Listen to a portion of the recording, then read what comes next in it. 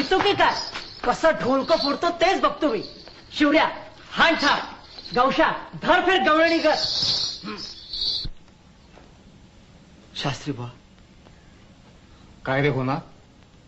तो कृष्ण गुप्त झाला आणि गोपी वेड्या झाल्या. हा हा, ते पुराणातलं रास क्रीडेचं वर्णन होय. पुराणातलं? पुराणातलं नव्हे, त्या गोपी मी प्रत्यक्ष पाहिला. एकदा तर मूर्तिमंत कृष्णच मी पाहिला. गोपी म्हणाल्या,